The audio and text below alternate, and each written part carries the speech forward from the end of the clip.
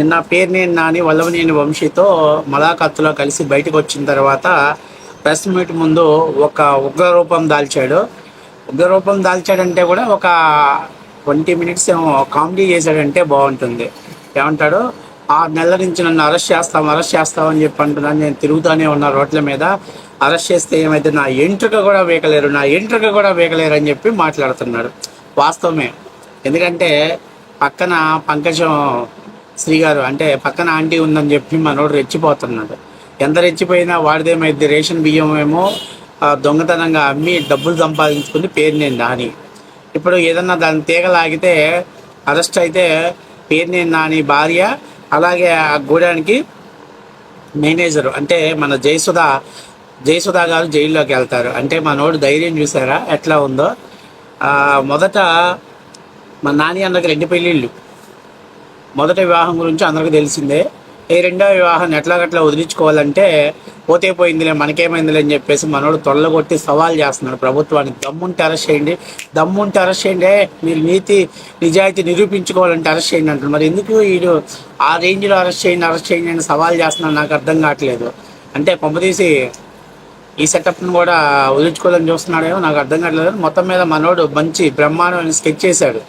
ఈ వల్లభనేని వంశీ, కొడాలి నాని వీళ్ళంతా ఊరక ఎగరటమే కానీ పేర్నేని నాని అంత తెలివితేటలు ఎవడకలేవు. పెళ్ళాంతో రేషన్ గూడెం అద్దెకి తీసుకొని పెళ్ళాంతో వ్యాపారం చేయించి ఆ బియ్యం అంతా నొక్కి ఆ డబ్బులు తీసుకొచ్చి ఎలక్షన్లో ఖర్చు పెట్టుకున్నాడు పేర్నేని నాని. ఇప్పుడు ఏమన్నాడు, దమ్ముంటే అరెస్ట్ చేయండి, మగోళ్ళు అయితే అరెస్ట్ చేయండి అని చెప్పేసి డైలాగులు వేస్తున్నాడు. అరెస్ట్ చేస్తే ఏమైతే నా బొచ్చు బీకుతారా అని చెప్పేసి మాట్లాడుతున్నాడు. ఇంతకుముందు అయితే అనేవాడు నా బొచ్చు కూడా బీకేవాడు కదని. ఇప్పుడు చాలామంది ఏంట్రా ఈ వల్గర భాష ఏంటని అంటున్నారని చెప్పేసి నా రోమాలు కూడా బీకలేరంటే పక్కన మన పంకజం ఆంటీ గారు ఆ స్మైల్ చూసి మనోడు ఇంకా రెచ్చిపోతున్నాడు. కాకపోతే ఇక్కడ చిన్న విషయం, మనోడు ఎంత ఎగిరినా మనోడికి ఏం కాదు. అటు వచ్చి తేడా వస్తే పాపం మన జయసుధ ఆంటీ లోపలికి వెళ్ళిపోయింది. అందుకని మనోడు ధీమా. అయితే ఇంకొక మాట మాట్లాడుతున్నాడు. కొల్లు రవీంద్ర గారు ఏం మినిస్టర్గా కేవలం లోకేష్కి పంపించిన మూటల్లో చిల్లర డబ్బులు ఏర్పడటానికి తప్ప నుంచి దేనికి పనికి వస్తాడని చెప్పి మాట్లాడాడు. అరే గుండెమే చేసుకొని గత 5 ఏళ్లలో మీరు పలానా మినిస్టర్ బాగా పనిచేశాడు అని ప్రజలు ఎవరైనా మిమ్మల్ని మెచ్చుకున్నారు చెప్పండి. IT minister కోడిగుడ్డోడు.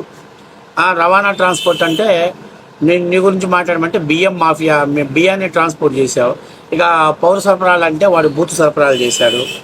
అటవీ శాఖ అంటే పెద్దిరెడ్డి రామచంద్రారెడ్డి అటవీ శాఖ అంటే అడవిలో ఉన్న భూముల్ని ప్లస్ అడవిలో పెరిగేటువంటి గంధపు చెక్కల్ని అమ్ముకున్నాడు. సో టూరిజం శాఖ అంటే ఆమె ప్రజల డబ్బులతోటి అన్ని ఊళ్ళకు పోయి అక్కడ పర్యటనలు చేసి వచ్చింది ఆమె. ఇక ఆడుదాం ఆంధ్రాలో అద్భుతం చేసింది. ఇంకా ఏ శాఖ, ఇరిగేషన్ శాఖ అంటే వాడు నా పోలవరం ప్రాజెక్ట్ అర్థం కాదు కానీ అమ్మాయిలతోటి ఆడియో కాల్స్ అయితే మాట్లాడతాను, మసాజ్ గురించి మాట్లాడతానంటాడు. ఇట్లా ఎవడన్నా ఒక్కడన్నా మంత్రిగా గత 5 ఏళ్ళు ఇదిగో ఈడు మంత్రిగా ఈడు బాధ్యత సరిగ్గా చేసిన ఒక్కడన్నా ప్రజలు మిమ్మల్ని మెచ్చుకొని కితాబు ఇచ్చిన వాళ్ళు ఉన్నారా? మీరు ఇవాళ కొల్లు రవీంద్ర గారి గురించి మాట్లాడుతున్నారు. సిగ్గుండాలి కనీసం. ఆంధ్రప్రదేశ్లో ప్రస్తుతం ఉన్న మంత్రులపైన మీరు సర్టిఫై చేస్తున్నారంటే ఒకసారి మీరు ఆలోచించుకోవాలి. అసలు నాకు అర్థం కావట్లా, నువ్వు ప్రతి సవాళ్ళు చేస్తున్నావు. నువ్వు మొన్న ప్రెస్ మీట్ పెట్టేసి సిగ్గు లేకుండా మావన్ని అరెస్ట్ చేయాలని కొల్లు రవీంద్ర గారు పట్టుబడితే చంద్రబాబు నాయుడు ఏదైనా రాజకీయం ఉంటే కేవలం పేరుని నానితో చూసుకోదు, అప్పటి నుంచి ఫ్యామిలీ జోలికి వెళ్ళొద్దన్నాడని మీరు చెప్పారని నీ అంతటి నువ్వు చెప్పి మళ్ళీ ఈరోజు పక్కన ఆంటీ ఉంది కదా అని చెప్పేసి వల్లభనేని వంశీని, కొడాలి నానిని నన్ను అరెస్ట్ చేస్తే ఏం చేస్తారు, నా ఎంట్రుక కూడా వేయకలేదు అది అని చెప్పేసి భారీ డైలాగులు వేస్తున్నావు. అదే తొలిపల్లాడు నేను ఒకటే మాట్లాడుతున్నా, పక్కన ఆంటీ నవ్వుతుంది కదా అని చెప్పేసి ఆమె దగ్గర ఇంప్రెస్ అవ్వాలని చెప్పి డైలాగులు వేసావనుకో, ఇంటికి వెళ్ళాక రొట్టెల కర్ర ఎరగొట్టిద్ది జయసుధ ఆంటీ. అర్థమైందా? ఎందుకంటే అరెస్ట్ చేశారనుకో అప్పుడు మొత్తం మీడియా ముందుకు వచ్చి చెప్పింది, నాదేం లేదు బాబు, నేను నామకే వాస్తే నా వెనకాల మొత్తం ఉంది ఆ తొర్రిపల్లోడేను, మొత్తం బియ్యం అంతా మచిలీపట్నం కాకినాడ పోర్టుకి ట్రాన్స్పోర్ట్ చేసింది వాడే, నాకేం సంబంధం లేదు, అసలు వాడెవడో కూడా నాకు సంబంధం లేదని చెప్పినా కూడా ఆశ్చర్యపోవాల్సిన పని లేదు.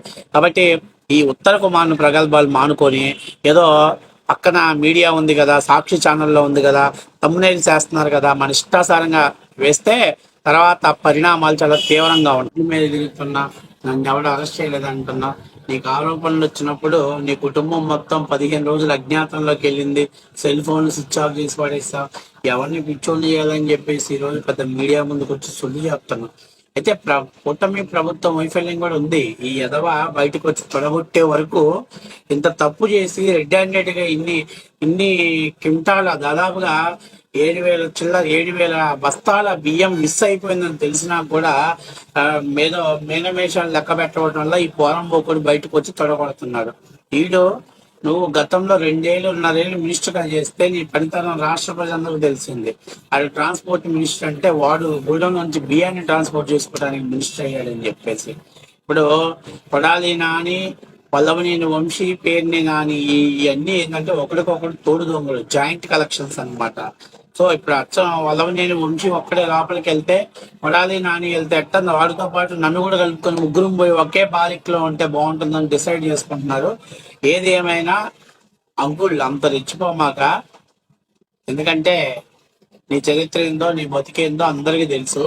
ఆ తొర్రిపల్లలో నుంచి కొంచెం డైలాగులు కొంచెం కంట్రోల్ చేసుకొని మాట్లాడగలిగితే బాగుంటుంది.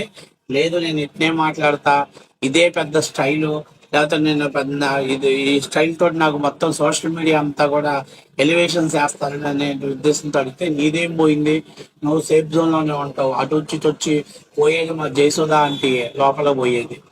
అసలే ఫస్ట్ పోయింది, సెకండ్, ఇక మళ్ళీ ఈ వయసులో థర్డ్ అంటే చాలా కష్టంగా ఉంటది. కాబట్టి కొంచెం మూసుకొని, నవరంధ్రాలు మూసుకొని టైం వచ్చినప్పుడు లోపలికి వెళ్లాల్సిన సమయం వస్తుంది. అప్పుడు దాకా వెయిట్ చెయ్యి. నువ్వు ఇట్లాంటి ఉత్తర కుమార్ని ప్రగల్భాలు మానుకొని ఇప్పటికైనా ఇంటికి వెళ్ళి ఆంటీ రొట్టెల కర్రీ రిగేలా కొట్టింది. ఎందుకంటే ఎవడు బియ్యం ఎత్తాడు, ఎవడు డబ్బులు తీసుకున్నాడు, ఎవడు డబ్బులు ఎన్నికలకు ఖర్చు పెట్టాడు అందరికి తెలిసిన విషయమే. కేవలం ఒక బొమ్మను మాత్రం పెట్టి మిగతాదంతా నువ్వు వ్యాపారం చేసిందని అందరూ తెలుసు. కాబట్టి నువ్వు కన్నింగులు కథలు ఆపి ఇంటికి పోతే రేపు నీ పరిస్థితి ఎట్లుందో చూద్దాం. రేపు పొద్దున మళ్ళీ నువ్వు మీడియా ముందుకు వచ్చి మాట్లాడితే అప్పుడు చూద్దాం. ఏదో పక్కన ఆంటీ ఉంది కదా అని తెచ్చిపోయావు అనుకో, ఇంటికి పోయాక దబిడి దిబిడి ఆడిచ్చేస్తుంది. కాబట్టి నేను చెప్పేది ఏంటంటే నీ రేంజ్కి సవాళ్ళు కాదు.